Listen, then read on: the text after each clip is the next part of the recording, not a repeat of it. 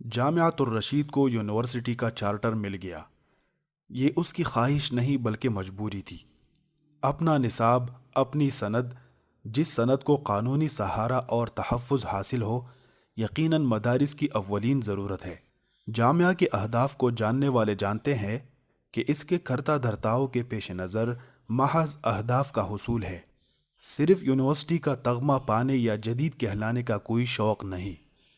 البتہ یہ دیکھنا ہوگا کہ قانونی طور پر یونیورسٹی کا درجہ ملنے کے بعد وہ اس سٹیٹس کو صرف مجبوری تک ہی رکھتے ہیں اور اپنا عوامی تشخص مدرسے کے طور پر برقرار رکھتے ہیں یا نہیں۔ ہماری خواہش ہے کہ جامعہ کی مدرسہ والی شناخت باقی رہے، کیونکہ اس کی جنم بھومی مدرسے کا نظام ہے۔ اس نے پہچان بھی اسی عنوان کے سائے میں پائی ہے۔ باقی کی مدرساتی بندوبست کو نفسیاتی مشکلات سے دوچار ہونے سے بچانے کے لیے بھی